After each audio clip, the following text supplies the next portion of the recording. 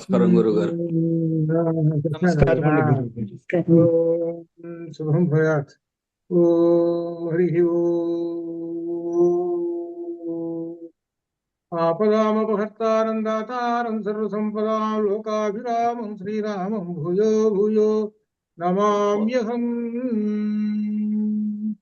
శ్రీరాఘవం దశరథాత్మజమప్రమేయం సీతాపతిం రఘుకులాన్వయరత్నదీపం వాజానువాహం అరవిందదళాయతార్థం రామం నిశాచర వినాశకరం నమామి. యత్ర యత్ర రఘునాథ కీర్తనం తత్ర తత్ర కృతమస్తకాంజలిం బాష్పవారి పరిపూర్ణలోచనం మారుతిం నమత రాక్షసాంతకం మనోజవం మారుతతుల్యవేగం జితేంద్రియం బుద్ధిమతాం వరిష్టం వాతాత్మజం వానరయూథముఖ్యం శ్రీరామదూతం శిరసా నమామి. ఉల్లంఘ్య సింధోస్సలిలం సలీలం యశోకవన్నిం జనకాత్మయాయాహం ఆదాయ తేనైవ దదాహలంకాం నమామి తం ప్రాంజలిరాంజనేయం. బుద్ధిర్బలం యశోధైర్యం నిర్భయత్వమరోగతా అజాడ్యం వాక్పటుత్వం చ హనుమస్మరణాత్ భవేత్. రామాయ రామచంద్రాయ రామభద్రాయ వేధసే రఘునాథాయ నాథాయ సీతాయ పతయే నమః. నమోస్తు తే వ్యాస నమోస్తు నమో నమః. నమోస్తు రామాయ సలక్ష్మణాయ దేవ్యై చ తస్యై జనకాత్మజాయై. నమోస్తు రుద్రేంద్రయమానిలేభ్యో నమోస్తు చంద్రార్కమరుద్గణేభ్యః. జయత్యతి బలో రామో లక్ష్మణశ్చ మహాబలధరాజాయైతి సుగ్రీవో రాఘవేణాభిపాలితః. ఓం శ్రీరామచంద్ర పరబ్రహ్మణే నమః. వాల్మీకి రామాయణము సుందరకాండ అధ్యయనం చేస్తున్నాము. ఇందులో 52వ సర్గ ఇవాళ.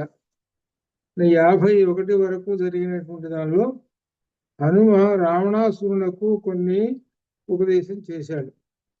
చేసి రాముని యొక్క గొప్పతనం చెప్పారు. రాముడు అంటే ఏమనుకున్నావు? రాముడు అనేటువంటి పరబ్రహ్మ స్వరూపమైన సృష్టిస్తాడు, సృష్టించినటువంటి దాన్ని లయం చేసుకుంటాడు, ఆయన పరబ్రహ్మము అని చెప్పాడు.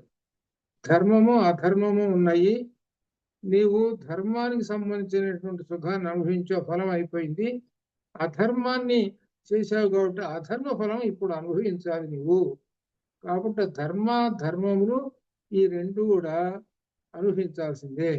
ఎప్పుడైతే అధర్మం ఉందో, అధర్మం ఉంది కదా ధర్మం వచ్చి రక్షిస్తుంది అనుకుంటామో ఏమో రక్షించదు. అధర్మము అధర్మ ఫలమే దేని దానికే అని చెప్పాడు. చెప్పి నీవు ఏమైనా సరే నువ్వు ఎలా తప్పించుకోవాలనుకున్నా రామబాణం నుంచి తప్పించుకోలేవు అని చివరి 51వ సర్గలో చెబుతున్నాడు. బ్రహ్మా స్వయంభూ చతురాననోవా, బ్రహ్మా స్వయంభూ చతురాననోవా. బ్రహ్మదేవుడి దగ్గరికి పోయినా కానీ నువ్వు తప్పించుకోలేవు. రుద్రపుత్రనేత్ర త్రిపురాంతకోభా, శివుడి దగ్గర పోయి కూర్చొని దాక్కున్నామేమో రక్షించవయ్యాననుకున్నా రామబాణం వదలదు నిన్ను. ఇంద్రో మహేంద్ర సురనాయకోవా, మహేంద్రుడి దగ్గరికి పోయి నన్ను రక్షించుకోవాలని అడిగినా అక్కడ కూడా రామబాణం వదిలిపెట్టదు. త్రాతున్న శక్త ఇది రామవధ్యం, వాళ్ళెవరు త్రాతుం రక్షించడానికి శక్యత లేని వాళ్ళు. రామబాణం వస్తుందంటే శివుడికి వల్ల కాదు, రుద్రుడికి వల్ల, అంటే రుద్రుడు అన్న శివుడు అన్న ఒకడే. అలానే చతుర్ముఖుడైనటువంటి బ్రహ్మగారికి దేవతలకి ఈ ఎవ్వరు కూడా రామబాణం అంటే అందరూ లొంగిపోవాల్సిందే. కాబట్టి రామబాణం నిన్ను వదిలిపెట్టదు, చంపేస్తుంది నిన్ను అని చెప్పాడు. అనేటప్పటికల్లా రావణాసురుడికి మహాకోపం వచ్చేసింది. ఈ మహాకోపం వచ్చేసేది ఆ కోపంలో ఏం మాట్లాడాడు అనేటువంటిది 52వ సర్గ మొదలవుతున్నది.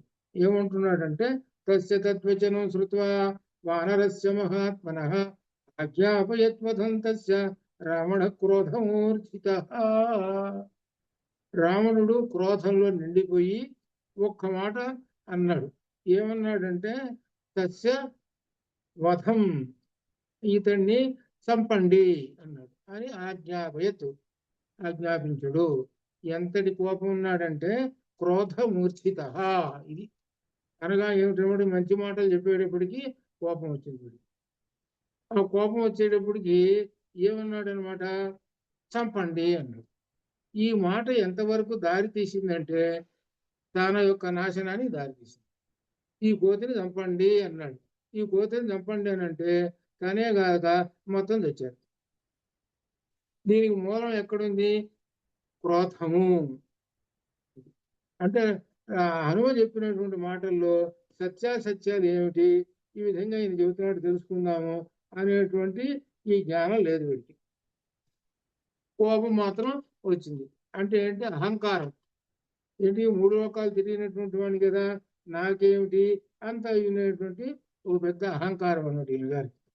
ఈ అహంకారం అనేటువంటిది ఎంతవరకు పనిచేసింది అని అంటే చివరికి తనను తాను నాశనం చేసుకోవటానికి పనికొచ్చింది. ఇక్కడ విశేషం అంటే భగవద్గీతలో 2వ అధ్యాయంలో ఉన్నటువంటి 63వ శ్లోకం అనుసంధానం అవుతుంది. ఇక్కడ క్రోధం వచ్చినటువంటి వాడి పరిస్థితి ఏమిటో చెబుతున్నాడు అన్నమాట. ఇది క్రోధాత్ భవతి సమ్మోహః, సమ్మోహాత్ స్మృతి విభ్రమః, స్మృతిభ్రంశాత్ బుద్ధినాశః, బుద్ధినాశాత్ ప్రణశ్యతి. కోపం వచ్చేటప్పటికి మోహం పుడుతుంది. మోహం పట్టేటప్పటికల్లా స్మృతి అంతా పోతుంది. అనగా తను తాను అనేటువంటిది ఏమిటో తెలుసుకోలేనటువంటి వాడు అవుతావు. ఎప్పుడైతే తను తాను తెలుసుకోలేకపోతాడో అప్పుడు తన బుద్ధి నాశనం అవుతుంది. బుద్ధి నాశనం అయ్యేటప్పటికల్లా ప్రణశ్యతి, నశిస్తాడు. బుద్ధి అనేటువంటిది ఏం చెబుతుంది? సత్ అసత్ విచక్షణా శక్తి చేసి ఇది మంచి చెడు అని చెబుతుంది. ఇప్పుడు మంచి చెడు అని చెప్పేటువంటి బుద్ధి నశించింది. వాడు నశించేటప్పటికి వాడు ఏం చేస్తాడు? ఈ పిచ్చి పని ఏదైనా చేస్తాడు. తెలిసి చివరికి ఏమవుతాడు? తనను తాను నాశనం అయిపోతాడు. ఇది క్రోధం వచ్చేసింది అనమాట. అంటే హనుమ చెప్పిన మాటలకి క్రోధం తెచ్చుకున్నాడు. ఆ క్రోధం వల్ల ఎంతవరకు ఎంత దూరం వెళ్ళిపోయిందంటే చివరికి తన యొక్క లంకను తగలబెట్టడానికి పనికొచ్చింది. అట్లా ఉంది అనమాట ఇది. అందుకని ఇక్కడ మనం తెలుసుకోవాల్సింది ఏంటంటే ఏదైనా మంచి మాటలు చెబుతుంటే ఏంటి ఈయన నాకు చెప్పేది ఏమిటి, నేను ఇంత మొనగాడిని అయితే అనేటువంటి భావంతో కోపం కనుక తెచ్చుకుంటే అట్లా అవుతారు అనేటువంటి భావం అనమాట. కోపం పనికి రాదు అని చెబుతున్నాడు. కానీ ఈయన గారు కోపం తెచ్చుకున్నాడు. అహంకారం కదా. ఈ రావణాసురుడికి నాకు 10 తలకాయలు ఉన్నాయి, అదే కైలాసాన్ని ఎత్తిపారేశాను నేను, ఏమనుకున్నారు నేను అనుకుంటే అనేటువంటి అహంకారం, గర్వం. చివరికి అది ఎంతవరకు తీసుకొచ్చింది అంటే ఆ శివుడే తొక్కిపారేశాడు. నువ్వు ధర్మాన్ని తప్పుతున్నావు కాబట్టి నీకు అంతేనండి. ఇక ఈ విధంగా ఆ తర్వాత ఇక మొదలవుతున్నది. సరే చంపండి అన్నాడు. ఈ కోతిని చంపండి అన్నాడు. అనేటప్పుడు 2వ శ్లోకంలో ఇక విభీషణుడు వస్తున్నాడు.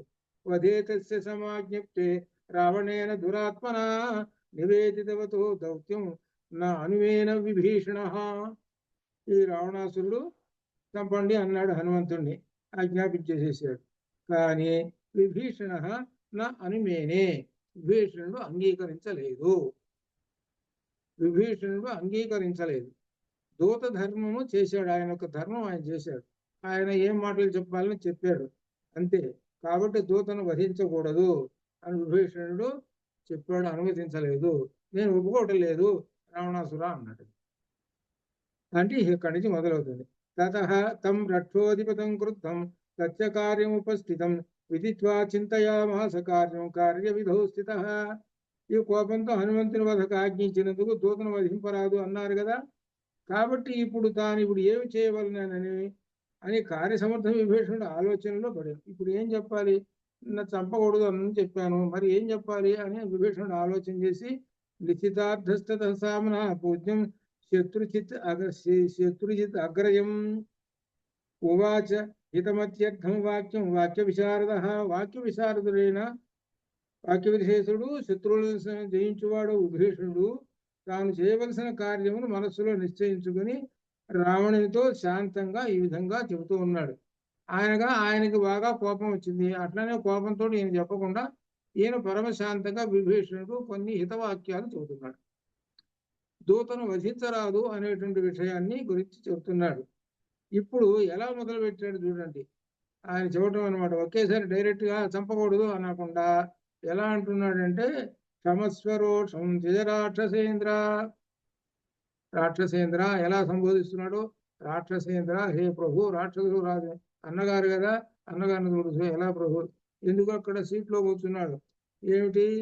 సింహాసనం మీద కూర్చున్నాడు కదా, కాబట్టి రాక్షసేంద్ర, రాక్షసేంద్ర క్షమస్వ, శాంతించు. త్యజ రోషం, రోషమును వదిలిపెట్టు, త్యజ వదిలిపెట్టు. ప్రసీద మద్వాక్యం ఇదం శృణుష్వ, శాంతంతో ఇదం వాక్యం, నా యొక్క వాక్యమును శృణుష్వ, వినుము. నేను చెప్పే వాక్యం విను. వధన్న కుర్వంతి పరావరజ్ఞ, మంచి చెడులు ఏమీ తెలుసుకోకుండా చంపేయండి అనటం అనేది బాగుండదు. దోషస్య సంతో వసుధాధిపేంద్ర సంత, సజ్జనులు, దూత వసుధ అధిపేంద్ర అంటే రాజులు. ఈ రాజులు ఏం తెలుసుకుంటారంటే మంచి చెడు తెలుసుకొని ఆ కార్యాన్ని చేస్తుంటారు. అంతేగాని వెంటనే కోపం తెచ్చుకొని చంపేయండి అని అనకూడదు అని చెప్పడం. కాబట్టి ఇక్కడ ఉచితానుచితములు తెలుసుకోవాలి అని చెబుతున్నాడు. పరావరజ్ఞ, పరము అనగా మంచి చెడులు తెలుసుకొని అప్పుడు చెప్పాలి, ఆజ్ఞ ఇవ్వాలి. అంతేగాని ఒక్కసారి కోపం వచ్చింది కాబట్టి చంపండి అనేది కుదరదు అని విభీషణుడు నెమ్మదిగా శాంతంగా చెబుతున్నాడు. ఇక 6వ శ్లోకంలో రాజధర్మ విరుద్ధంచ లోకవృత్తేశ్చ గర్హితం తవచ అసదృశం వీర కపేహస్య ప్రమాపణం. ఏ వీర, వానరును వధించుట రాజధర్మమునకు విరుద్ధము, లోకము గర్వించుతున్నది, ఇది నీకు తగని కార్యము. రాజధర్మ విరుద్ధంచ లోకవృత్తేశ్చ గర్హితం తవచ అసదృశం వీర కపేహి అస్య ప్రమాపణం.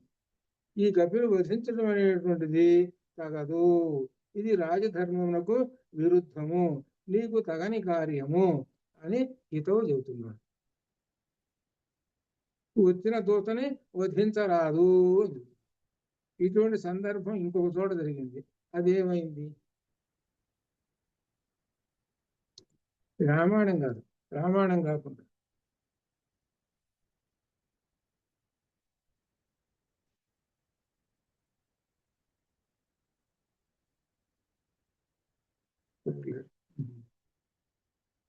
ఇది రామాయణం కాకుండా నాన్న భారతంలో గురుగారు.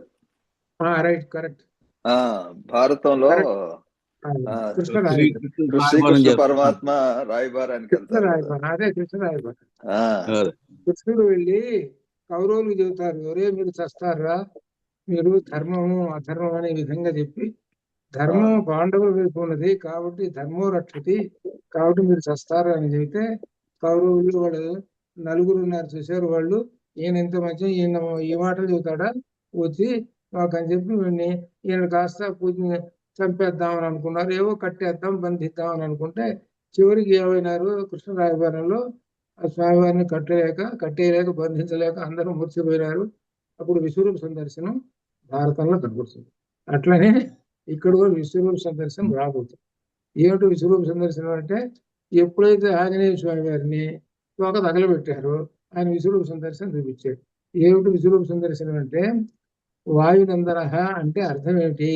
వాయువు యొక్క కొడుకు అంటే వాయువు నుంచి పుట్టింది అంటే అగ్ని. అగ్ని మొత్తం వ్యాపించింది అనమాట. ఏది లంకంతా వ్యాపించింది, అది అగ్ని స్వరూపం. అంటే మొత్తం తగలబెట్టింది, అది అగ్ని స్వరూపం. అంటే వాయునందనుడు ఆంజనేయ స్వామి వారి యొక్క విశ్వరూపం చూపించాడు. ఇది దీని యొక్క అంతరార్థం అన్నమాట. అది కాబట్టి అందుకని తెలుసుకో, చివరికి ఏమైనావు, చివరి నష్టపోయినాడు కదా, చివరికి అంతా నాశనం అయిపోయింది. అట్లనే కౌరవు. అందుకని సాయి ఏంటంటే కొంచెం తేడాతోటి అయినా కానీ సిమిలర్ గా అట్లా పోలికగా వస్తుంటుంటాయి మనకి పురాణాల్లో. అవి అట్లా అవి టచ్ కావాలి, గుర్తు కావాలి. దానికి టచ్ అయితే అప్పుడు మనకు అది అర్థమైనట్టు లెక్క. సరే, అట్లయితే ఇక్కడ ఏమంటున్నాడంటే తవచ సదృశం వీర కపేహస్య ప్రమాపణం.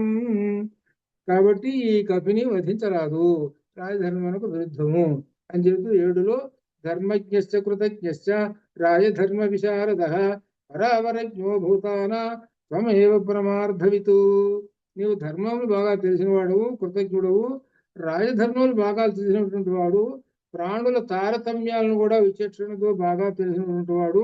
నీకు తెలియని పరమార్థం అంటూ ఏదన్నా ఉన్నదా? ఏమి లేదు. ధర్మాలన్నీ తెలుసు నీకు. గృహ్యంతే యది రోషేణ వాదృశో విపస్థితః తతః శాస్త్ర విపస్థిత్వం శ్రమ ఏవ హి కేవలం. బాగా తెలిసిన నీవు కూడా కోపమున వసుడు అయితే శాస్త్ర పాండిత్యం సంపాదించుట కేవలం వృధా. శాస్త్రం చదువుకున్నావు, శాస్త్రం చదువుకుంటూ ఆచరణ చేయాలి. ఆచరణ చేయకపోతే శాస్త్రం చదివినందువల్ల ఫలితం ఏముంది? ఫలితం లేదు కదా. ఎప్పుడైతే ఆచరణ ఉంటేనే ఫలితము, ఆచరణ లేకుండా ఉంటే ఫలితం లేదు. శాస్త్రం అది చెబుతుంది. శాస్త్రం ఎంత చదువుకున్నా కానీ ఆచరణ ఉండాలి అని చెబుతున్నాడు. అట్లా అనమాట. తస్మాత్ ప్రసీద శత్రుఘ్న రాక్షసేంద్ర దురాసద యుక్తాయుక్తం వినిశ్చిత్య దూత దండో విధీయతాం. శత్రు సంహారక రాక్షసేంద్ర, అకారణముచే ఆ కారణముచే ప్రసన్నుడవు కమ్ము. అందువలన నీవు ప్రసన్నుడు కమ్ము అంటే శాంతంగా ఉండుము, కోపం వద్దు. అందువలన యుక్తాయుక్తములు విచారించి ఈ దూతను తగిన దండ విధించు. నీకు కోపం వచ్చింది కాబట్టి ఏదో తగిన దండను విధించవచ్చు, విధించు అంతవరకు. అంతేగాని చంపడం మాత్రం న్యాయం కాదు అని అంటున్నాడు. అని అంటే విభీషణవచ శ్రుత్వా రావణో రాక్షసేశ్వర రోషేణ మహతా విష్ణు వాక్యం ఉత్తరమబ్రవీత్. రావణాసురుడు విభీషణుడు వాటిని మహాకోపంతో ఈ విధంగా మళ్ళీ కోపం తగల ఆయన కానీ ఇంకా అంటున్నాడు. నా పాపానావధే పాపం విద్యతే శత్రుశోధన తస్మాదేనో వధిష్యామి వానరం పాపచారిణం. శత్రువులను సంహరించువాడా, పాపాత్మను వధించడం పాపము కాదు, అందువలన పాపాత్ముడైన వీడిని చంపండి అన్నాడు. వీడు పాపాత్ముడు ఈ కోతి కాబట్టి పాపాత్ముడి చంపడం అనేటువంటిది తప్పేం కాదు, కాబట్టి ఈ పాపాత్ముని చంపేసేయండి అన్నాను. తన మాటని సమర్థించుకుంటూ ఉన్నాడు. అది అనే విభీషణుడు అంటున్నాడు. అధర్మమూలం బహుదోషయుక్తం అనార్యతుష్టం వచనం నిశమ్య ఉవాచ వాక్యం పరమార్థతత్వం విభీషణో బుద్ధిమతాం వరిష్ఠ.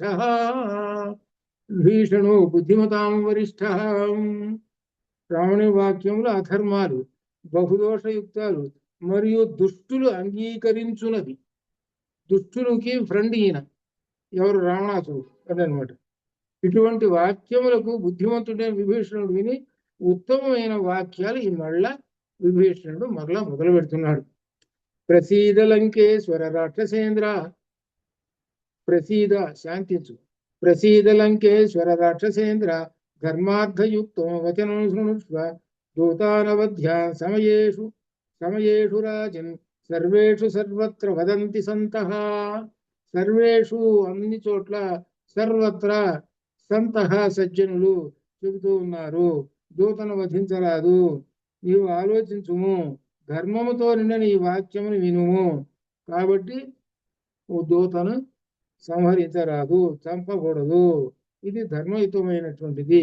ఈ విషయం సజ్జనులు కూడా అంగీకరించారు అని. ఇంకా అసంశయం శత్రుడయం ప్రవృద్ధ కృతం హి కృతం హి నేనాన ప్రియమ ప్రమేయం దూతవధ్యాం ప్రవదంతి సంతో దూతస్య దృష్టా బహవో హి దండా. ఈ దూతను వధించకూడదు. అయితే ఈ వానరుడికి మిక్కిలి అపకారం చేశాడు, ఈ శత్రువు మిక్కిలి అపకారం చేసినాడు. ఇందులో సందేహం ఏమిటి చేశాడు? అశోకవనం పగలగొట్టాడు, నాశనం చేశాడు, రాక్షసుని సంహరించాడు, అక్షకుమారుని చంపేశాడు, జంబుమాలని చంపేశాడు, ఇన్ని పనులు చేశాడు, అపకారం చేశాడు మనకి. కాబట్టి ఇందులో సందేహం లేదు. కానీ సజ్జనులు దూతను వధించరాదని ధర్మం చెబుతున్నది కాబట్టి దూతకు విధించిన దండల్లో చాలా ఉన్నాయి, అవి చేయండి అని చెబుతున్నారు. వైరూప్యమంగేషు దండాలను చెబుతున్నాడు. ఎటువంటి దండాలు శిక్షలు ఉన్నాయో చెబుతున్నాడు అనమాట. దూతకు విధించే దండాలు. వైరూప్యమంగేషు కశాభిఘాత మౌండ్యం తదా లక్షణం సన్నిపాత ఏతాన్ హి దూతే ప్రవదంతి దండాన్ వధస్తు దూతస్య నఖవస్త్రుతోస్తి. అవయవములు తొలగించుట. వైరూప్యమంగేషు కాలో చేయో నరికిపారేట. కశాభిఘాత కొరడాతో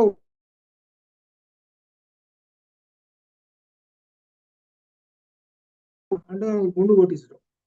గుండు కొట్టి చేస్తున్న బొట్లు పెట్టి ఊరంతా తిప్పుతారు. ఇదనమాట. మౌంట్యం తథా లక్షణ సన్నిపాత. ఇక శరీరం మీద ముద్రలు వేయటం, కాల్చి 4 ముద్రలు వేస్తారు, గుర్తుంటుంది వాడికి ఎప్పుడు తప్పు చేసినది. ఇటువంటి దండలు ఉన్నాయండి రకరకాలు. కాబట్టి ఈ దూతను వధించరాదు, వీటిల్లో మీ ఇష్టం వచ్చిన దండన మీకు చేసేయండి అని విభీషణుడు చెప్పాడు. విభీషణుడు ఈ విధంగా చెప్పాడు.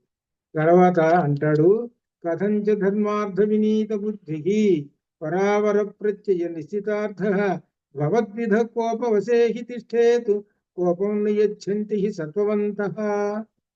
ధర్మార్థములు బాగా ఎరిగినటువంటి వాడు, యుక్తాయుక్త విచక్షణ ఉన్నటువంటి వాడు, ఇటువంటి నీవు కోపమునకు వసుడు ఎట్లో ఇదివయ్యా నీవు. బుద్ధివంతులు కోపం నిగ్రహించుకుందరు కదా, అది బుద్ధివంతులు నిగ్రహించుకుంటారు, నిగ్రహించుకోవాలి, కోపాన్ని నడుచుకో అని అంటున్నాడు. ఎవరు? విభీషణుడు ఎవరితోటి? రావణాసుడితో అంటున్నాడు. ఇంకా నా ధర్మవాదేన చ లోకవృత్తే శాస్త్ర బుద్ధి గ్రహణేషు చాపి విద్యేత కశ్చిత్తవ వీరతుల్యః త్వం హి ఉత్తమ సర్వసురాసురాణాం. ధర్మవాదమునందు, లోక వ్యవహారములు, శాస్త్ర పాండిత్యమునందు ఇతరుల బుద్ధిని గ్రహించుటయందు నీతో సమానులు దేవతల్లో కానీ రాక్షసులు కానీ సమానులు ఎవరు లేరు. నువ్వు చాలా గొప్ప బుద్ధిమంతుడు, శాస్త్ర పాండిత్యంలో ఉన్నటువంటి వాడు, బాగా తెలిసినటువంటి వాడవు. కాబట్టి ఒకసారి ఆలోచించుకో, పాపం వదిలేసి. సూర్యేణ వీరేణ నిశాచరేంద్ర సురాసురాణామిపి దుర్జయేన త్వయా ప్రగల్భాసుర దైత్య సంఘా జితాశ్చ యుద్ధేషు అసకృత్ నరేంద్ర. నీవు సూర్యుడవు, వీరుడు, నిన్ను సురాసురులు కూడా జయించలేరు. యుద్ధాలలో అనేక పర్యాయాలు నువ్వు గెలిచావు, సురులను ఓడించావు, అసురులని ఓడించేసావు, అందరూ రాజులను కూడా జయించేసావు. నువ్వు చాలా గొప్పటువంటి వాడవు, నువ్వు సూర్యుడవు. ఒకసారి ఆలోచించవయ్యా. నచాపి అస్య కపే ఘాతే కంచిత్ కంచిత్ పశ్యామి అహం గుణం తేషు అయం పాత్యతాం గండోయై అయం ప్రేషిత కపి. ఈ వానరుని సంహరించడం మనకు ప్రయోజనం ఏమీ లేదు. సంహరించాం, చంపితే ఏమొస్తుంది మనకు? ఏముండదు. ఇతనికి వధించిన మరణదండన, ఇతనిని పంపించిన వారికి విధిపు. ఇతను ఎవరి దగ్గర నుంచి పంపించాడు? సుగ్రీవుడి దగ్గర నుంచి వచ్చానండి అని అంటున్నాడు. సుగ్రీవుడు తప్పు, ఎవరు పంపించారో వాళ్ళని కొట్టుకు వాళ్ళని తప్పు. ఏందేముంది, వాడు బొమ్మన్నారు, వచ్చాడు, అంతే. అసలు మూలమైనటువంటి వాడు ఎవరు? అహం రాక్షస రాజస్య అని చెప్పుకుంటూ వచ్చాడు కదా, సుగ్రీవుడు దూతగా వచ్చారని చెప్పి సుగ్రీవుడు తప్పు. మరి అది నువ్వు చేయాల్సినటువంటిది, మూలాన్ని కొట్టుకో అంటున్నాడు. అది సాధుర్వా యది వా సాధు పరైరేష సమర్పిత బ్రువన్ పరార్థం పరవాన్న దూతో వహమర్హతి. ఇతడు మంచివాడు గాని చెడ్డవాడు గాని ఇతరులు పంపగా వచ్చినవాడు కదా, పరులు చెప్పిన మాటలనే కదా ఇతడు చెప్పున్నది. ఇతడు పరాధీనుడు, స్వతంత్రం లేనివాడు, కనుక ఇతడిని వధించుడతాడు. ఇతరులు ఏ మాటలు అయితే చెప్పారో సుగ్రీవుడు ఈ మాటలు చెప్పవయ్యా అని అన్నాడు, చెప్పాడు అంతేను. దూత అంటే అడ్డం వచ్చినట్టు అక్కడ మాటలు వచ్చి చెప్పడం, ఇక్కడ మాటలు తీసుకెళ్ళి చెప్పడం, అంతే ఆయన పని. అటువంటిప్పుడు చంపడం ఏమిటి అని అంటాడు. అది ఆయన ఎందుకు చెప్పమన్నాడంటే మనకి చాలా అపకారం చేసి చాలా మందిని చంపాడు అని. చాలా మంది చంపాడు అని అంటే మీరందరూ ఎందుకు పోయినారు వాడి మీదకి? అట్టుకోవాలని ఎందుకు చంపావు? వాడిని చంపరా అని పంపించావు. వాడిని చంపితే అప్పుడు మరి ఆయన రక్షణ చేసుకోవాలి కదా, అందుకని ఆయన వీళ్ళని చంపాడు. అందుకని వీళ్ళని చంపాడు. ఇక్కడ ఆయన మనకు అపకారం చేశాడని అంటే ఆయన్ని మీ మీదకి ఎందుకు పోయినా? ఆయన చంపడానికి ఎంత పోయింది? ఆయన వీళ్ళని చంపాడు. అప్పుడు గెలిచింది ఎవరు? ఆయన. కాబట్టి ఆయన్ని అపకారం చేశాడని అంటారు కాదు, ఆయన దూతగా వచ్చేసాడు అని చెప్పాడు. ఎవరు? విభీషణుడు. అపిచాస్మిన్ హతే రాజన్నాన్యం పశ్యామి ఖేచరం ఇహ యహ పునరాగచ్చేత్ పరంపారం మహోదధే. మరొక విషయం ఏమిటంటే, ఇతనిని వధించినచో మరలా ఆకాశమును సంచరించుచు ఈ మహాసముద్రను దాటి ఇక్కడ రాగల మరొకరిని చూడలేము. ఈయనను చంపేస్తే అక్కడ దూతగా పంపించేదే వాళ్ళు ఎవరు? వాళ్ళు ఏమనుకుంటారు? ఎంతసేపు వీడు రాలేదు కాబట్టి ఏమై ఉంటాడు, చచ్చిపోయి ఉంటాడు, లేదా రాక్షసులు చంపుకుంటారు అనుకుంటారు. దాంతో ఏమిటనమాట, ఏమవుతుంది? ఇంకా అక్కడి నుంచి విషయాలు ఏమి మనకి తెలియదు, ఇక్కడ విషయాలు అటు తెలియదు, అటు విషయాలు ఏమి తెలియదు, అసలు విషయాలు ఏమి తెలియదు. ఇప్పుడు అదే ఇక్కడ విషయాలు తెలుసుకోవాలి అని అంటే అక్కడికి పోయి ఇప్పుడు మనం వీడిని చంపకూడదు. ఈ మహాసభ దాడి ఇక్కడికి వెళ్ళడం మనం మరొకడు లేడు, ఇతన్ని చంపకుండా వదిలితే ఇక్కడికి వెళ్ళి ఇతన్ని పంపించిన రామలక్ష్మణులతో అక్కడికి వెళ్ళి అన్ని సంగతులు చెప్తాడు. అది అప్పుడు ఈయన చెప్పడం వల్ల మనకి అటు ఇటు యుద్ధం జరుగుతుంది. అది చంపితే దానివల్ల యుద్ధం ఏం జరగదు. మనకి యుద్ధాలంటే మనకి వెన్నతో పెట్టిన విద్య కదా. అది అందుకని చెబుతున్నాడు, తస్మాత్ నా అస్యవధేయత్న కార్యపరపురంజయ భవాన్ సేంద్రేషు దేవేషు యత్నమాస్తమర్హతి. శత్రువుని సంహరించువాడా, అందువలన నీవు ఇతను వధించడం ప్రయత్నం చేయవు. నీ ప్రయత్నం ఇంద్రుడి పైన దేవతల పేరు చూసుకో. నీకు ఇంద్రుడిని చూసుకో, దేవతలు అష్టదిక్పాలకు ఉన్నారే వాళ్ళ మీద పరిగెత్తుకో, యుద్ధానికి పో. ఈ కోతి మీదకి ఎందుకయ్యా అంటున్నాడు. ఎవరు? విభీషణుడు. అస్మిన్ వినష్టే నహి వీరమన్యం పశ్యామి యక్తౌ వరరాజపుత్రో యుద్ధాయ యుద్ధప్రియ దుర్వినీతో ఉద్వేజయే దీర్ఘపథావరుద్ధౌ. నీవు ఇతను వధిస్తే దూరమున గర్వంతో ఉన్న రాజకుమారులు ఇద్దరున్న రామలక్ష్మణులు ఇతడికి రాలేరు, వాళ్ళు రారు ఇతను చంపేస్తే. కనుక ఇతనిని వధించగా విడిచినతో వారిని యుద్ధములకు సిద్ధంగా చేసి ఇతను తీసుకొని వస్తాడు. అప్పుడు రామలక్ష్మణులతో నీకు యుద్ధం. అది అప్పుడు యుద్ధం జరుగుతుంటుంది. అప్పుడు మనకు కావాల్సినటువంటి పనులన్నీ నెరవేరిపోతాయి. కాబట్టి ఇతన్ని చంపినందువల్ల నష్టాలే కానీ కాబట్టి లాభంగా ఉండాలి, కాబట్టి చంపకూడదు అంటుంటున్నాడు. పరాక్రమోత్సాహ మనస్వినాంచ సురాసురాణామపి దుర్జయేన త్వయా మనోనందన నైరుతానాం యుద్ధాయతి నాశయితుం నయుక్త. రాక్షసుల యొక్క మనస్సునకు ఆనందం ఇచ్చేటువంటి వాడా హే రావణాసుర, పరాక్రమం ఉత్సాహం గల దేవతలు మరియు రాక్షసులు కూడా నిన్ను జయించలేదు కనుక యుద్ధం వచ్చే అవకాశము పోగొట్టుకోరాదు. ఇప్పుడు యుద్ధం నీకు రావటానికి సిద్ధంగా ఉంది. ఇతనిని చంపితే రాదు, చంపకుండా పంపించేసే యుద్ధం వస్తుంది రేపు. అనగా ఏంటనమాట, చంపకుండా పంపిస్తే ఆయన రామలక్ష్మణులు తీసుకొని వస్తాడు, అప్పుడు యుద్ధం మనకు సాగుతుంది. కాబట్టి యుద్ధం అనేటువంటిది నీకు అలవాటే కదా, దేవతలతోటి యుద్ధం ఎప్పుడూ నీకు జయమే కానీ అపజయం లేదు కదా. కాబట్టి చంపకూడదు, చంపినందువల్ల మనకే నష్టం, చంపకుండా ఉండాలి అని చెబుతూ తదేక దేశేన బలస్య తావతు కేచిత్తవా దేశకృతో అభియాంతు తౌ రాజపుత్రో వినిగృహ్య మూఢౌ పరేషు తే భావయితుం ప్రభావం. వీరిలో కొందరు యోధులు నీ ఆదేశానుసారం మూఢులైన రాజకుమారులతో యుద్ధమునికి వెళ్ళి వారితో యుద్ధం చేసి వారిని నిగ్రహించు. ఈ విధంగా నీ పరాక్రమం శత్రులతో రామలక్ష్మణులు వస్తారు.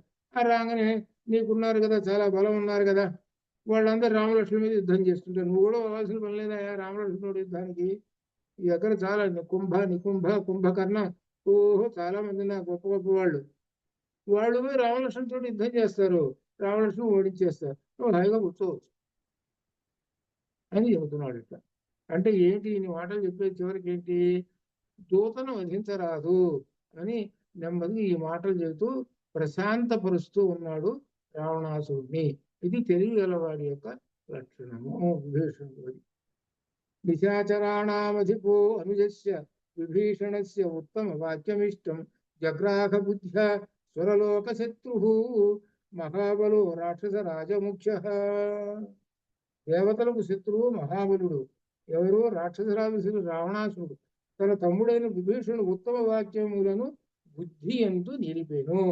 ఆ బుద్ధికి చేరి, బుద్ధి కంటే ఇప్పుడు నెమ్మదిగా ఆలోచన చేస్తున్నాడు.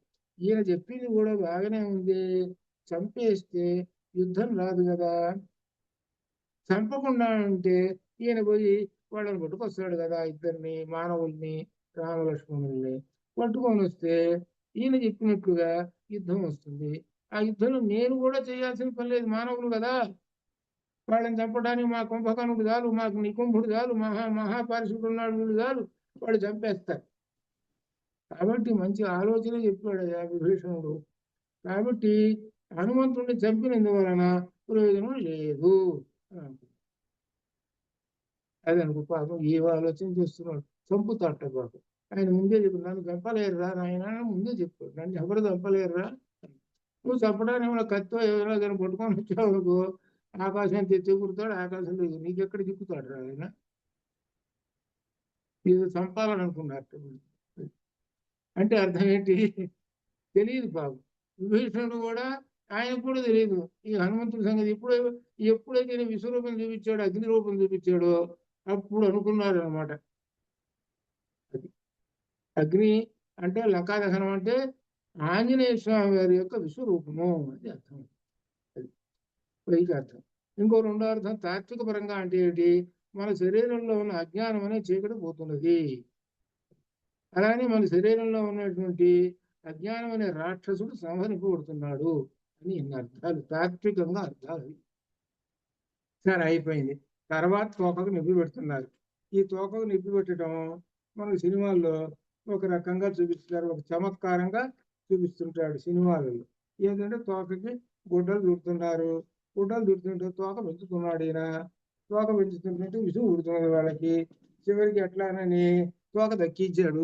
ఇదంతా చూపిస్తుంటాడు. ఇదంతా కల్పనలు, సినిమా వాడి కల్పనలు. ఇది ఎక్కడ రామాయణంలో కానీ ఇక్కడ ఏం లేదు. ఎక్కడ రకరకాల రామాయణాలు ఉంటాయి కదా, ఎక్కడన్నా ఎవరైనా రాస్తారు. ఆయన ఏం తోకను పెంచలేదు, ఏం లేదు, అట్లానే ఉంటుంది. ఆయన ఏమో అక్కడేం చూపించలే. అక్కడ వీళ్ళకి అంత కష్టమే పట్ల. కానీ తొందరగా టైం అవుతున్నది, నేను పోవాలి మరి. అర్థమైంది? ఇక్కడ తగలబెట్టాలి, అక్కడికి పోవాలి, సాయంకాలం 6ంటికి అలా చేరాలి. కానీ తొందరగా తోక పెంచుకుంటూ కూర్చుంటే ఎట్లా? పనులు పూర్తి కావద్దు మరి, 1, 2, 3 పనులు. అందుకని ఆయన తోక ఎందుకు పెంచుతాడు? తోక పెంచాడు, తోక పెంచలేదు. ఇంకా తర్వాత ఏం జరుగుతున్నదో చెబుతున్నాడు. విభీషణుడి మాటలు విన్నాడు.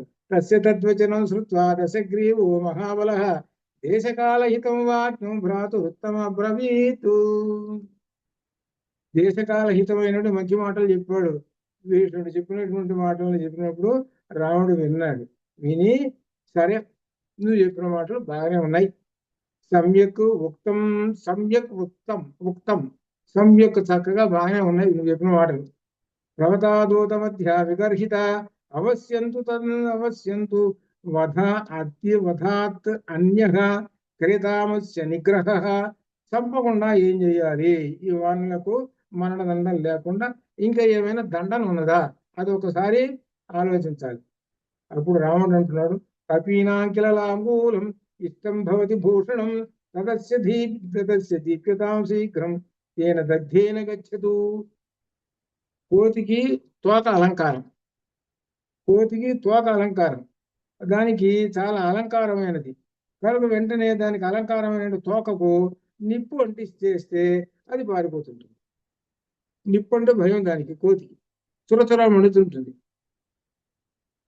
కాబట్టి దానికి శిక్ష అది అయితే బాగుంటుంది.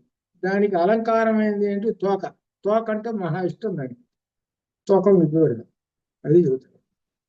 తత పశ్యంతి మందీనం అంగవైరూప్యకర్షితం సమిత్రజ్ఞాత సర్వే బాంధవా సుహృజ్జనా. ఆ తర్వాత ఏం చేస్తాడు? కాలిపోతుంది అంగవికారం. ఇక తోకంతా తగలబడుతుంది. ఇక తోక అనేది లేదు, ఇక వాడికి తోక అనేది లేదు. కోతులకి ఎప్పుడు తోక ఉంటేనే కదా. ఇప్పుడు వీడు కోతుల్లోకి పోతాడు, కోతుల్లో పోగానే తోక తగలబడిపోతుంది. వాళ్ళన్నీ విచిత్రంగా చూస్తారు, ఇదేంద్ర కొత్త రకంతో కోత వచ్చింది అని అనుకుంటారు. తోక లేకపోయేసరికి ఇదేం కొత్త రకంతో కోత వచ్చింది అనుకుంటారు. అప్పుడు ఏమవుతుంది అనమాట? అంగవికారం జరిగేటప్పుడు బంధువులు మిత్రులు అందరి దగ్గరికి వెళ్ళి అందరూ కూడా చూస్తారు. వీడిని చూసి అప్పుడు ఆజ్ఞాపయతు రాక్షసేంద్ర పురం సర్వం సచత్వరం లాంగూలేన ప్రదీప్తేన రక్షోభి పరిణీయతాం. రాక్షసరాజు రావణుడు మండుచున్న తోకతో ఇతని పురంలోని 4 వీధులు మరియు పురం అంతా తిప్పండి అన్నాడు. తోక తగలబెట్టి మన టౌన్ అంతా చూపించండి. టౌన్ అంతా 4 సెంటర్లు ఎక్కడైతే ఉంటుందో 4 సెంటర్లు ఆపండి, జనాన్నందరినీ పిలవండి, చూపించండి. జనానికి చూపిస్తే వాళ్ళందరూ సంతోషిస్తారు. ఈ కోతికి తోక నిప్పు పెట్టారు, తగినటువంటి శాస్తి చేశారు, రాజుగారు చేసినటువంటి ఈ యొక్క గొప్ప పని అందరూ చూసి అందరూ మెచ్చుకుంటారు. కాబట్టి ఈ లంక అంతా తిప్పండి. తన యొక్క ఆలోచన ఎట్లా ఉంటుందో చూసుకోండి. లంకంతా తిప్పండి రా అని అంటే హనుమంతుడు వింటూ ఉన్నాడు. సరేలే, అర్థమైంది. ఇది కూడా ఒక వంతు మంచిదే. లంకంతా తిప్పమనే చదువుతున్నావు కదా, ఇది కూడా వంతు మంచిది. ఎందుకు ఎక్కడెక్కడైనా ముఖ్య ప్రదేశాలు ఉన్నాయో అవన్నీ ఇంతగా రాత్రి కూడా నాకు సరిగ్గా కనపడవు కదా, ఇప్పుడు అన్ని కనపడతాయి. గజశాలలు, అశ్వశాలలు, ట్రెజరీ, కోశాగారము, సైన్యం ఉండేటువంటి ప్రదేశాలు ఇవన్నీ నాకు కనపడతాయి అనుకున్నాడు. సరే కానీ ఈ ఉందిలే, నేను వాళ్ళకి చేసినటువంటి అపకారం అంటే బలం చూపించాడే, ఇదంతా నేను చేసింది ఓహో కొండ అంత ఉంది, వీళ్ళు ఏం చేస్తున్నారు, తోక నిప్పు పెడతారు, ఇది ఒక లెక్కలో ఇది కాదు నమ్మకం. కానీలే విన్నా. కాసేపు ఆగితే ఇంకో పావుగంట ఆగితే అప్పుడు నా యొక్క విశ్వరూపం చూస్తారు. సరే కానివ్వండి అనుకుంటున్నారు ఎవరు, హనుమంతుడు అనుకుంటున్నాడు. తస్య తద్వచనం శ్రుత్వా రాక్షసా కోపకర్షితాః వేష్టయంతి స్మ లాంగూలం జీర్ణై కార్పాసకై పుటై. అంటే జీర్ణై, పాత వస్త్రాలు, ఆ వస్త్రాలన్నీ తీసుకొచ్చారు, ఆ తోకకి చుట్టారు. ఆ తోకకు చుట్టి సంవేష్యమాన్ లాంగూలే వ్యర్థత మహాకపి శుష్కమింధనం అసాధ్య వనేషు బహుతాశన. ఆ తోకకు గుడ్డలు బాగా చుట్టేశారు. ఇక ఎడా ఉందంటే అడవిలో ఎండిన వృక్షములు ఉన్నప్పుడు అగ్ని వృద్ధి ఎలా అవుతుందో, ఆ అగ్ని ఎట్లా ఉంటుందో వృద్ధి అవుతుంటుందో అట్లనే హనుమంతుడు అగ్ని వలె వృద్ధి పొందాను. అనగా అర్థం ఏమిటి, అసలే అగ్ని, ఆయన అసలే అగ్ని, వీడు కొంచెం అగ్ని పెట్టారు, కొంచెం అగ్ని పెట్టించారు, అసలే అగ్ని కదా ఇంకా బాగా పెరిగిపోయింది అని. అదే హనుమంతుడు అగ్ని వలె దేహమును పెంచేసేసాడు. అది మామూలుగా ఉన్నాడు, తోక నిప్పు పెట్టారు, తోక నిప్పు పెట్టేటప్పటికి కొంచెం కాదు, ఒకసారి కొండంత పెంచేసేసారు, ఓహో పెద్దది అయిపోయింది శరీరం అని అంత అర్థం అనమాట. ఇది లెక్కలోది కాదు అంత అర్థం. తైలేషైన పరిశిత్య, తైలం నూనె పోస్తున్నారు. ఏ అగ్ని తత్ర అభ్యుపాతయన్ లాభూలేన ప్రదీప్తేన రాక్షసాం తాపాతయత్ రోషామర్షపరీతాత్మ బాలసూర్య సమాననః. బాలసూర్య సమాననః, హనుమంతుడు బాలసూర్యుని వలె ప్రకాశిస్తూ మండుచున్న తోకతో కోపముతో సహనం కోల్పోయి రాక్షసులను నెట్టివేసేశాడు. ఇక్కడ ఎలా అంటే బాలసూర్యుని వలె అంటే ఎర్రగా ఉన్నాడు ఆయన ముఖం, ఎప్పుడు చూసినా కానీ ఆయన యొక్క ఉదయించుచున్న సూర్యుడు ఏ వర్ణంలో ఉంటాడో అలా ఉంటాడు అని చెబుతున్నాడు. కోపంతో ఏం చేశాడు, ఒక్కసారి వాళ్ళని నెట్టివేసేశాడు, ఎవరిని పక్కన ఉన్న రాక్షసుల్ని. లాంగూలం సంప్రదీప్తంతో ద్రష్టం తస్య హనుమతః సహస్రీ బాల వృద్ధాశ్చ జగ్ము ప్రీతానిశాచరాః. ఆ మండుతున్న తోకతో హనుమంతుడు సంతోషంతో చూసుటకు లంకలోని రాక్షస స్త్రీలు బాలులు అందరూ వస్తున్నాయని మండుతున్నది అని బాబా అందరూ వస్తున్నారు చూడటానికి, స్త్రీలు వాళ్ళందరూ. అయితే అప్పుడే సభూయ సంగతై క్రూరై రాక్షసై హరిసత్తమ నిబద్ధ కృతవాన్ వీర తత్కాల సదృశీమతిం. వీరుడు వనశ్రేష్ఠ హనుమంతుని అక్కడికి చేరిన వారందరూ మరలా బంధించారు. అప్పుడు హనుమంతుడు ఆ సమయంలో చక్కనాలు మళ్ళీ కొట్టుకున్నారు, చుట్టూ తాళ్ళేసి కట్టారు, తోక మండుతూనే ఉంది. ఈ కట్టేసేటప్పటికి ఏదో చూద్దాం, ఇది కూడా ఏదో జరుగుతుందో విశేషం చూద్దాం అనుకున్నాడు. కామం ఖలు నమే శక్త నిబద్ధస్యా విరాక్షసాః చిత్వా పాసం సముత్పత్య కన్యానమహం ఇమాన్ పునః. ఈ రాక్షసు నన్ను బంధించి నన్ను ఏమి చేయలేదు కదా, ఈ బంధంలో మరలా తెంచుకొని వీరందరినీ చంపి ఎగిరిపోతాను. కానీ ఇక్కడ యది భక్తు హితార్థాయాచరంతో భక్తు శాసనాత్ బధ్నంతే దురాత్మను నతుమే నిష్కృత. రామకార్యార్థం వచ్చిన నన్ను దురాత్ములైనటువంటి దుర్మతులైన రాక్షసులు రావడని ఆజ్ఞగా నన్ను బంధించారు. నేను నగరం అంతా తిప్పుతూ ఉన్నారు, వారు నన్ను బంధించి గొప్పగా ప్రతిక్రియ చేశామని సంతోషిస్తూ ఉన్నారు. నేను వారికి కష్ట నష్టములు బాగా కలిగించింది, ఈ కష్టం నాకు ఒక లెక్కలు అనేది కాదు. నేను 25 కోట్ల మందిని చంపాను, నాకు చేసిన కష్టం ఒక లెక్కలో కాదు, రవ్వంతా. వాళ్ళు చేసిన నాకు రవ్వంతా, నేను వాళ్ళకి చేసిన కొండంతా, ఒక లెక్కలేదు కాదు నాకు అని అనుకుంటున్నాడు. సర్వేషామేవ పర్యాప్తో రాక్షసానామహం యుధి కింటు రామస్య ప్రీత్యర్థం విషయిష్యేహం ఈదృశం లంకాచారయితావ్యా వై పునరేవ భవేదితి. ఈ రాక్షసులందరినీ యుద్ధంలో నేను ఒక్కడనే సంహరించేస్తాను, కానీ రాముడు సంహరించుకునే ప్రయత్నం చేశాడు కదా, కనుక రాముని ప్రీత్యర్థం నేను ఈ బంధములను సహిస్తున్నాను. వీళ్ళు కట్టేశారు. ఇప్పుడు నేను ఒకసారి విజృంభించానంటే అందరు చస్తారు. ఇప్పుడు వీళ్ళందరూ ఒక్కడు మిగలడు. కానీ అప్పుడు ఏమిటి, రాముడేమో నేను చేస్తాను యుద్ధం అన్నాడు కదా, మరి రాముడి మాటలో ప్రతిజ్ఞ అంతా నేను పాడు చేసినట్టు వాడిని అవుతాను. ఈ విధంగా లంక అంతయు ఒకసారి చూసడం వీలుగా, ఇది కూడా ఒక మంచిదేలే. లంక అంతా తిప్పుతున్నారుగా నన్ను. ఆ చతుష్పథం ఉన్నది, చతుష్పథములు అంటే 4 రోడ్లు వెలిసిన ప్రదేశాలు ఉన్నాయి కదా, అవన్నీ చూస్తుంటారు అని ఈ విధంగా. సరే కానీ అని అనుకుంటున్నాను. రాత్రో నహి సుదృష్టామి, రాత్రిపూట కదా నేను తిరిగింది, నిన్న రాత్రి తిరిగాను, సరిగా అర్థం కావట్లేదు. ఇప్పుడు పగలు బాగా కనబడుతుంది. దుర్గకర్మ విధానత అవశ్యమేవ ద్రష్టవ్య మయా లంకా నిశాక్షయే. సీతాన్వేష నిమిత్తం నేను రాత్రి సమయం ఈ లంకా దుర్గ నిర్మాణం అంతా చూడలేదు. ఇప్పుడు ఈ కారణం నుంచి లంక అంతా చూస్తాను. పగలు చూడనటువంటివన్నీ, రాత్రి చూడనటువంటివన్నీ పగలు చూస్తున్నాను. ఎక్కడ ఏ ప్రదేశాల్లో ఎక్కడ ఏమేమి ఉన్నాయి అనేటువంటిది తెలుసుకుంటాము అని చెప్తాను. కోమం కామం బద్ధస్య మే భూయః ఉచ్ఛస్య ఉద్దీపనేన చ పీడాం కుర్వంతు రక్షాంసి సమేగస్తి మనసః శ్రమః. నా తోక నిప్పు అంటించి నన్ను శారీరకంగా ఈ రాక్షసులు బాధిస్తున్నారు, కానీ నా మనసుకు మాత్రము ఏ బాధ లేదు. వాళ్ళేంటి తోక నివ్వుటాన్ని సంతోషిస్తున్నారు, నా మనసుకి ఏం బాధ లేదు. నాకేం కళ్ళంటే నీళ్ళే రావటం లేదు, నాకేం లేదు. రవ్వంతా ఏముంది పెద్ద అనుకుంటున్నాను. కొండంత ఆయనకి రవ్వంత లెక్క. అసలే అగ్ని స్వరూపం కదా, కాబట్టి అసలు లేదే లేదు అని. తతస్థే సంవృతాకారం సత్వవంతం మహాకవిం పరిగృహీహృష్ట రాక్షస కవి కుంజరం. కవిశ్రేష్ఠుడు హనుమంతుడు మహాసత్వవంతుడు. ఆయన తన మనసులోని భావములను బయటపెట్టకుండా ఉన్నాడు, ఆలోచనలు బయటపెట్టకుండా ఉన్నాడు. రాక్షసులు ఆయన పట్టుకుని లంకానగరం అంతా మహా ఏనుగుని, మదపుటి ఏనుగుని ఎట్టయితే తిప్పుతున్నారు అట్లా తిప్పుతున్నారట. అంటే అర్థం ఏంటి, కండలు తిరిగి ఎలా ఉన్నాడు, భయంకరంగా ఉన్నాడని అర్థమైంది. ఏదో చిన్నగా ఇంత ఉన్నాడని కాదు అర్థం, చాలా భయంకరంగా, చాలా లావుగా, ఎత్తుగా ఉన్నాడు. అందుకనే వాళ్ళు తాళ్ళేసి కట్టారు. వాళ్ళకి తాళ్ళేసి కట్టి అటు ఇటిద్దరు పట్టుకొని తిప్పుతూ ఉన్నారు. తోకేమో మడుతూ ఉన్నది. శంఖభేరీ నినాదై. వాళ్ళు ఎట్లా తిప్పుతున్నారయ్యానంటే డప్పులు కొట్టుకుంటూ తిప్పుతున్నారు.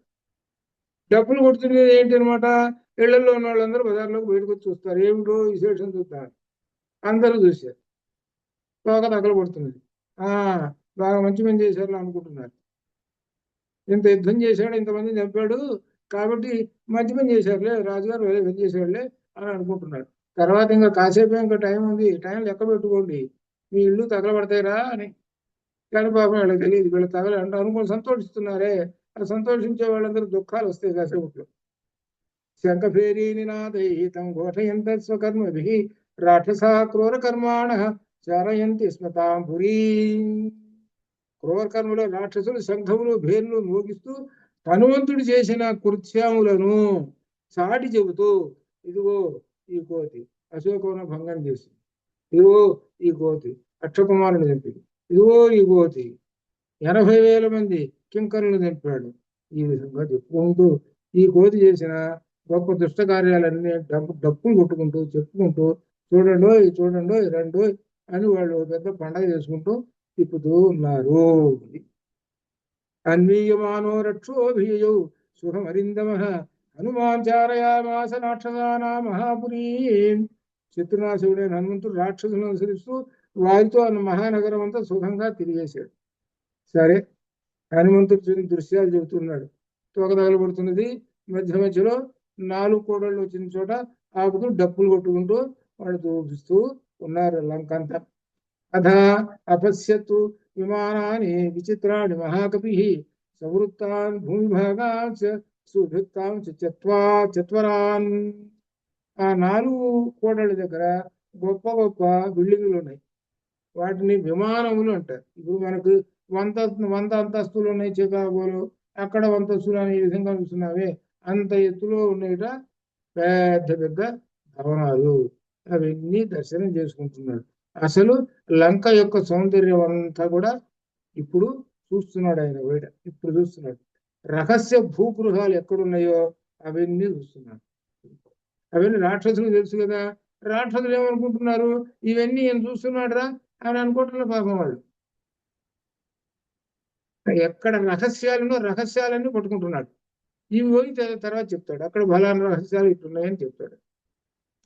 అలా అనమాట. వీధీశ్చ గృహ సంబంధా కపి శృంగాటకాని చ తథా రథోపరధ్యాశ్చ తథైవ గృహకాంతరాన్ గృహాంశమేఘ సంకాశాన్ ప్రదర్శన భవనాత్మజః. లంకానగరంలోని ఇరుకుగా ఉన్న గృహాలను విశాలమైన వీధులు రెండు చెబుతున్నాడు. కొన్ని ఇరుకుగా ఉన్నాయిట, కొన్ని విశాలమైన వీధులు. రకరకాలు ఇప్పుడు ఎట్లయితే ఉన్నాయో మనకి ఇరుకు గృహాలు ఇట్లా చిన్న చిన్న గృహాలని అర్థం. 4 వీధుల కూడళ్ళు, ఇవన్నీ కూడా సన్నని వీధులను, పొడవైన వీధులను అన్నిటిని కూడా చిన్న చిన్న అన్ని రకరకాల అన్నిటిని కూడా దర్శనం చేసుకుంటున్నాడు లంకంతా హనుమ ఆ పగటి పూట. చత్వరేషు చతుష్కేషు రాజమార్గే తథైవ చ ఘోషయంతి కవిం సర్వే చారీక ఇది రాక్షసాః. వాళ్ళు ఏమంటున్నారంటే ఈ వానరుడు చారీక, గూఢచారి, చారి చారి అని పెద్దగా ఇప్పుడు చూడండి చారి వచ్చాడు చారి అంటున్నారు పెద్ద పెద్దగా అరుస్తూ. ఎవరు? ఈ రాక్షసుడు. ఈ గూఢచారి వచ్చాడే, ఈ గూఢచారిని పట్టుకున్నాము. ఈ గూఢచారి ఎవరు? చూస్తుంటే వానరుడు. ఓ పెద్ద గూఢచారి ఈయన, చూడండి చూడండి అనుకుంటూ పెద్ద పెద్ద డప్పులు కొట్టుకుంటూ వేరీ భాంకారాలు తీసుకుంటూ లంక అంతా తిప్పుతున్నారు. ఈ లంక అంతా తిప్పుతున్నారు. స్త్రీ బాల వృద్ధ నిర్జగు తత్ర తత్ర కుతూహలాత్ తం ప్రదీపతాలాంగూలం హనుమంతం దిదుక్షవః. హనుమంతుడు తోక తగలబడుతున్నది. ఆ తగలబడుతున్న హనుమంతుని చూసుడు స్త్రీలు బాలలు అందరూ కుతూహలంతో ఉత్సాహంతో వచ్చి చూస్తున్నారు. అబ్బా చాలా సంతోషంగా ఉన్నది వాళ్ళకి, చాలా ఉత్సాహంగా. భలే ఉంది తోక, భలే తగలబడుతున్నదే, భలే ఉంది అని అనుకుంటున్నారు. కానీ వాళ్ళు గమనించింది ఏంటంటే తోక తగలబడుతుంటే ఈ కోతి ఏడవటం లేదేమిటి అని ఒక్కరు కూడా అనుకున్నారు. ఈయనకేంటంటే ఏమి లేదులో అనుకుంటున్నారు. ఈయన పని ఏం చేస్తున్నాడు ఏమిటి, ఎక్కడెక్కడైతే ఉన్నాయో అవన్నీ చూస్తూ దర్శనం చేసుకుంటూ గుర్తుపెట్టుకుంటున్నాడు. ఇది. ఆ తర్వాత రాక్షస స్త్రీలు ఇక పరిగెత్తుకుంటూ వెళ్ళారు. ఎక్కడికి? సీతాదేవి దగ్గరికి వెళ్ళారు, చూశారు. ఇప్పుడు రాక్షస స్త్రీలు ఆమెను కాపాడుతున్నటువంటి ఆమె దగ్గర రాక్షస స్త్రీలు అమ్మవారిని సీతాదేవికి ఇప్పుడు ఆమెను కష్టపెట్టాలి. వాళ్ళు ఆమెను సీతాదేవిని దేవతగా చూశారు. చెప్పిందిగా ఎవరు? త్రిజట చెప్పిందిగా. త్రిజట స్వప్నంలో ఈమె ఎవరయ్యా అంటే బలానమ్మ నమస్కారం చేయండి, సాష్టాంగ నమస్కారాలు చేశారుగా. ఇప్పుడు అవన్నీ మానేశారు. వాళ్ళు మానేసి వాళ్ళు కూడా ఈ టౌన్లో వచ్చి చూశారు. ఎవరో ఒకరిద్దరో చూశారు ఈ కోతికి నిప్పు పెట్టారని. వీళ్ళు పరిగెత్తుకుంటూ పోయి సీతాదేవి దగ్గర పరిగెత్తారు. సీతాదేవి దగ్గర పరిగెత్తి అమ్మమ్మ మీకు దగ్గరకు వచ్చిన కోతి ఉందే, ఆ కోతికి నేను నిప్పు పెట్టారమ్మా అని చెప్పారు. ఆ తర్వాత జరుగుతున్నది ఒక విశేషం దీర్ఘం నేను అనమాట. దీప్యమానే తత్ర లాంగూలాగ్రే హనుమత రాక్షస్యతా విరూపాక్ష శంశుదేవి తదప్రియం. హనుమంతుని తోక చివరి భాగం వరకు తగలబడుతూ ఉన్నది. అంటే ఇప్పటికే సగభాగం పైగా తగలబడదు తోక. వికృత నేత్రంలో రాక్షస స్త్రీలు ఈ అప్రియమైన వార్తను సీతాదేవికి వెళ్ళి చెప్పేసేసారు. యస్త్వయాకృత సంవాద సీతే తామ్రముఖ కపి లాంగూలేన ప్రదీప్తేన స ఏష పరిణీయతే. సీతాదేవితో నీతో మాట్లాడిన ఎర్రన ముఖం గల ఉన్న ఆ కోతి ఉన్నదే, ఆ కోతి తోక నిప్పు అంటించి నగరం అంతా తిప్పుతున్నారమ్మా అని చెప్పి అనేటప్పుడు సీతాదేవి ప్రార్థిస్తున్నది అగ్నిదేవుణ్ణి. ఇక్కడ 4 శ్లోకాలు వస్తాయి. ఈ 4 శ్లోకాలు అప్పుడు ఆమె ప్రార్థించింది. ఇప్పుడు మనం కనుక ప్రార్థించడం అంటే అర్థం ఏంటంటే అగ్నిదేవుణ్ణి ప్రార్థించడం. ఇవి మనకు ఇందులో వస్తే ప్రధానంగా సంపుటీకరణ శ్లోకాల్లో వస్తాయి. ఆమె ఎప్పుడైతే ఈ 4 శ్లోకాలు ప్రార్థించిందో అక్కడ అగ్నిదేవుడు ఆయనకి తోకకి చల్లంగా ఉండుతున్నాడు. అదేమాట చెబుతున్నారు. శ్రుత్వా తద్వచనం క్రూరం ఆత్మాపహరణోపమం వైదేహీ శోక సంతప్త హృతాశనముపాగమత్తు ఇక్కడ మొదలుపెట్టి 27 నుంచి వస్తుంది. శోక సంతప్త, అది అక్కడ 26లో రెండో లైన్. వైదేహి శోక సంతప్త, అక్కడ శోక తంప్త అని ఉన్నది, అక్కడ శోక సంతప్త అదనమాట. సరే, 27లో ఇక మొదలవుతుంది 4 శ్లోకాలు. ఇది అగ్నిదేవుణ్ణి ప్రార్థించటము. అమ్మవారు ఏమని ప్రార్థిస్తున్నది అంటే, మంగళాభిముఖీత తదాసి మహాకవే ఉపతస్థే విశాలాక్షి ప్రేత హవ్యవాహనం. ఆ సీతాదేవి హనుమంతునికి ఎటువంటి ఆపద కలగకుండటానికి ఈ విధంగా అగ్నిదేవుణ్ణి ప్రార్థిస్తూ ఉన్నది. ఇక్కడ ఏమిటి, గాయత్రి మంత్ర బీజాక్షరము 15 అంటే 24 అక్షరాలలో 15వ అక్షరం ఇక్కడ ప్రారంభమైంది. అంటే 14,000 శ్లోకాలు పూర్తి అయిపోయినాయి. 24,000 శ్లోకాల్లో 14,000 పూర్తి అయిపోయినాయి. ఇక 15,000 శ్లోకానికి మిగిలిన 14 పోతే ఏంటంటే ఇంకా 10 ఉంటాయి. ఇప్పుడు మొదలవుతున్నది అన్నమాట 15వ అక్షరం నుంచి 15వ సహస్రం మొదలవుతుంది అన్నమాట. ఇది అంటే ఏమిటనమాట, 24,000 శ్లోకాలు, ఒక్కొక్క 1000 శ్లోకాలు, ఒక్కొక్క బీజాక్షరం. ఏది గాయత్రి మంత్ర బీజాక్షరం. అది దానిలో మా అనేటువంటి అక్షరం, తత్సవితుర్వరేణ్యం భర్గో దేవస్య ధీమహి, అక్కడ మా అనేటువంటి అక్షరం లెక్క పెట్టుకోవాలి. మంగళాభిముఖీ సా తదాస్మి మహాకపే ఉపదస్థే విశాలాక్షి ప్రేత హవ్యవాహనం యజ్ఞస్తిపతి శుశ్రూష. ఇక్కడ నుంచి అంటుంది, యజ్ఞస్తిపతి శుశ్రూష యజ్ఞస్తి చరితం తప ఇది చ అస్తి ఏకపత్నీత్వం సీతో భవ హనుమతః. శివో భవ అన్న సీతో భవ అన్న రెండు ఒకటి, అందుకని బ్రాకెట్లు ఇచ్చాను.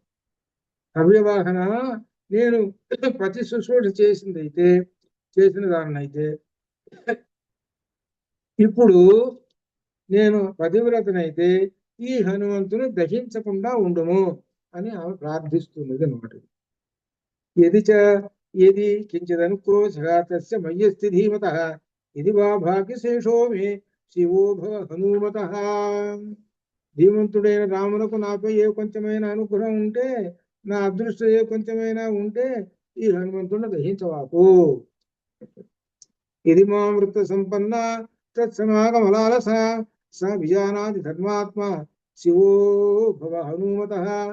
నేను సత్ప్రవర్తన కలిగిన దాననైతే, రామ సమాగమనందు ఆసక్తి ఉన్న దాననైతే, ధర్మాత్ముడైన రాముడు నన్ను ఈ విధముగా తలచినతో ఏ అగ్నిదేవ ఈ హనుమంతుని తగలబెట్టవాకు. అంటే ఇదంతా ఏమిటి, తన యొక్క పత్నిత్వాన్ని పెడుతూ ఉన్నదన్నమాట అగ్నిదేవుడు ఉంది. ఇది మాం తారయేదార్య సుగ్రీవ సత్య సంగ్రహ అస్మాత్ దుఃఖాము సంరోధాతు సీతో భవ హనుమతః. సత్యప్రజ్ఞ గలవాడు పూజ్యుడైన సుగ్రీవుడు నన్ను ఈ దుఃఖ సముద్రం నుండి దాటించుటకు సంభవమగునేని హే అగ్నిదేవ హనుమంతుని పట్ల చల్లగా ఉండుము అని ఈ 4 శ్లోకాలు ఆపదలో ఉన్నవారు పారాయణ చేస్తూ ఉంటారు. ఆపదలో ఉన్నటువంటి వారు సుందరకాండలు, ఆపదలు అనేటువంటివి రకరకాలు ఉంటాయి.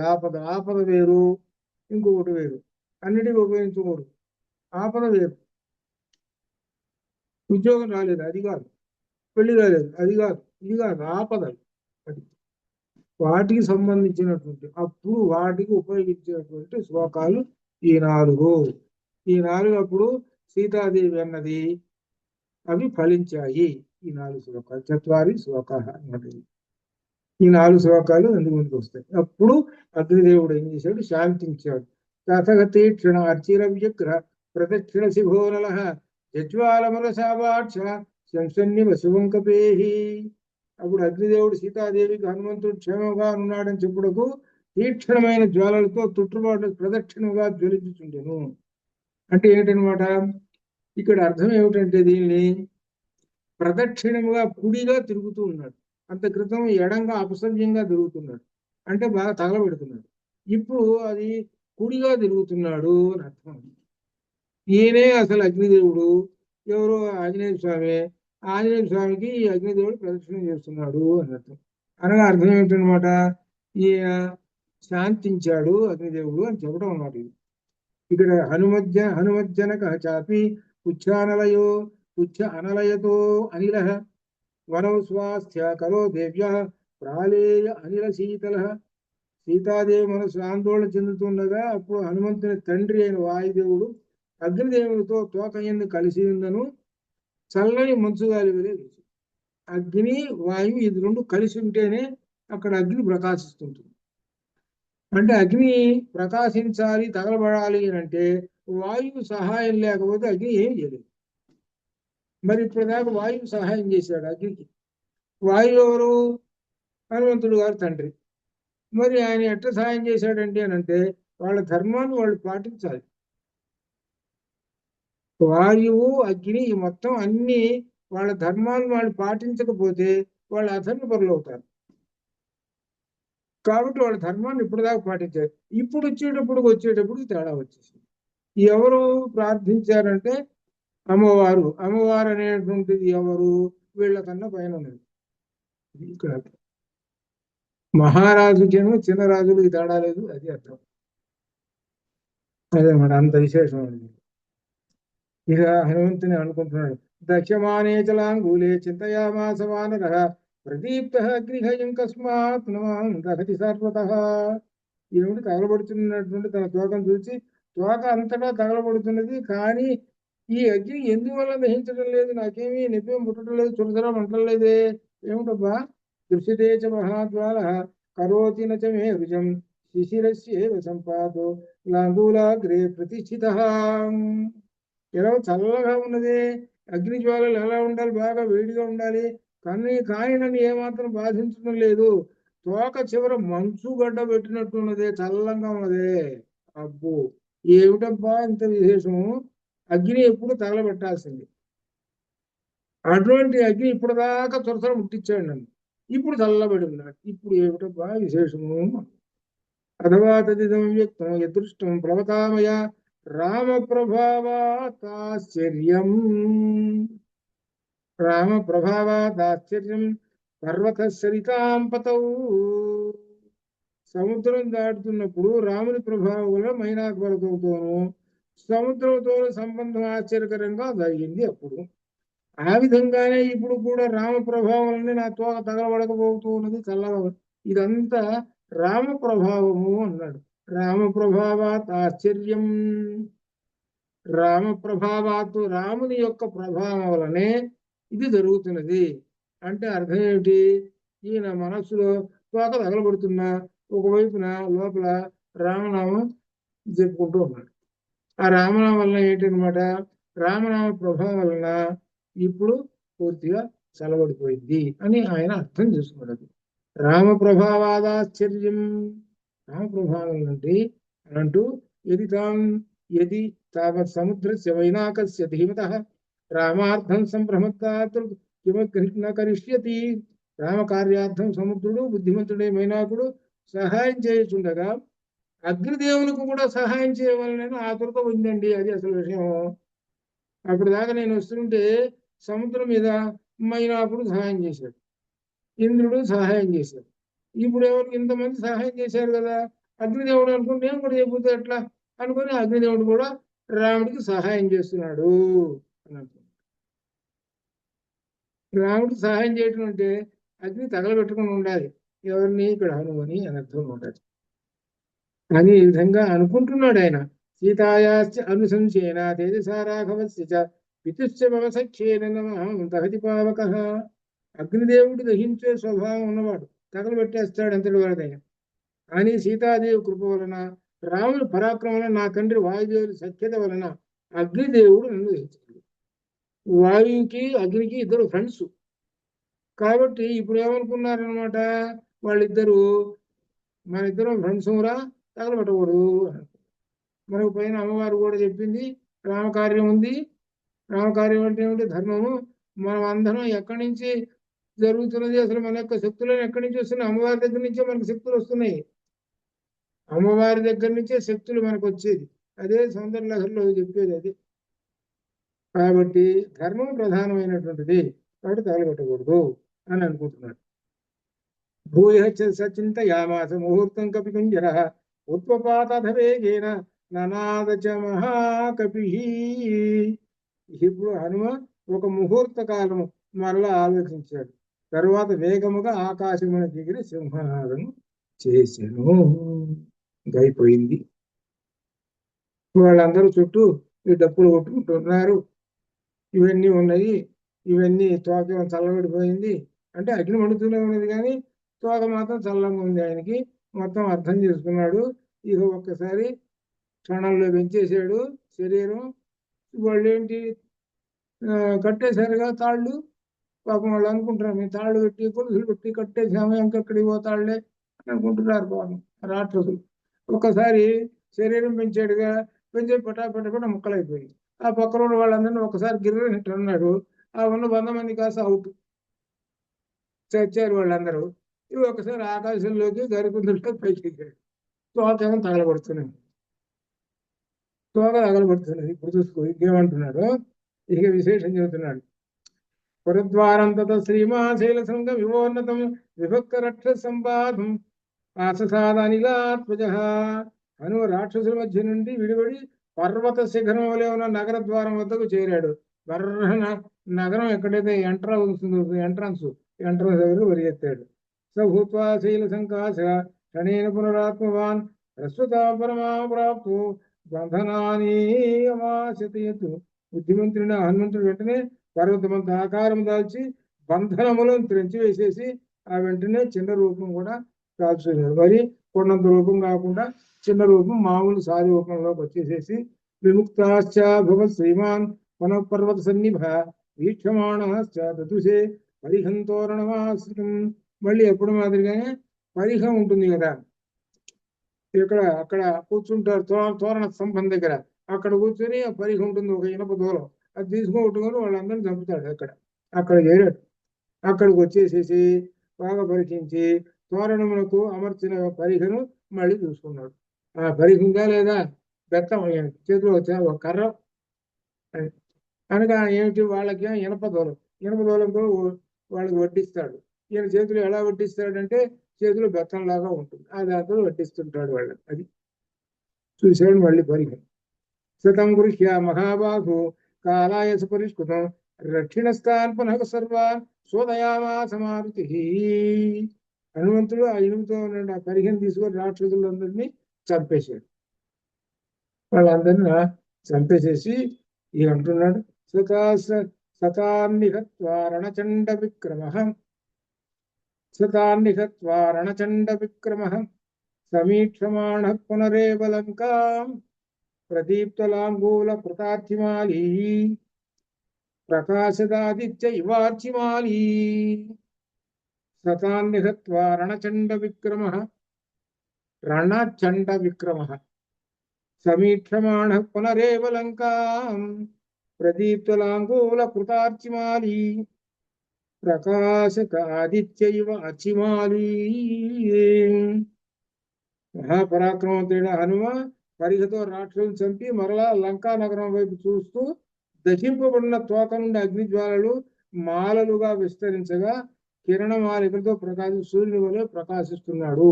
సూర్యుడు ఏమిటంటే సాక్షాత్తున అగ్ని స్వరూపుడు. మరలా రెండవ అగ్ని స్వరూపం అనగా రెండవ సూర్యుడు ఉన్నాడా ఆకాశంలో అన్నట్టుగా ఉన్నాడు అని అంతటితోటి చెప్పాడు. ఈయన ఎటువంటి వాడంటే రణచండ విక్రమ. అబ్బో సామాన్యమైన పదం వేశాడు. రణ చండ విక్రమ. యుద్ధంలో ఎంతటి రణ అంటే యుద్ధం, ఆ యుద్ధంలో మహాపరాక్రమం చూపించేటువంటి వాడు. అటువంటి హనుమ ఈ రాక్షసులు చంపేసేసి ఇక అసలు కార్యక్రమంలోకి దిగుతూ ఉన్నాడు. 54వ సర్గ లంకా దహనము. ఈ లంకా దహనము రేపు సాగుతుంది అనమాట. ఈ లంకా దహనము మనకు కొంతమంది ఏమిటంటే శాంతుల కోసము, గ్రహాల శాంతుల కోసము ఇట్లా కొన్ని ఉన్నాయి. వాటికి పనికొచ్చేటువంటి సర్గ అనమాట ఈ లంకా దహనం. ఇది మనకు తత్వపరంగా లంకా దహనం అంటే శరీరంలో ఉన్నటువంటి అజ్ఞానం అనే చీకటి పోవటము అని అర్థం అన్నమాట. ఇట్లా అన్నమాట. ఇది రేపు సాగుతుంది. ఇది 54వ సర్గ. ఇది లంకా దహనం. లంకను తగలబెడతాడు ఇది. కాబట్టి ఇంతవరకు శుభం భూయాత్. ఓం పూర్ణమదః పూర్ణమిదం పూర్ణాత్ పూర్ణముదచ్యతే పూర్ణస్య పూర్ణమాదాయ పూర్ణమేవావశిష్యతే. అస్తు ఓం సద్గమయ ఓం సోమా జ్యోతిర్గమయ మృత్యోర్వా మృతంగమయ. ఓం శాంతి. శుభం భూయాత్.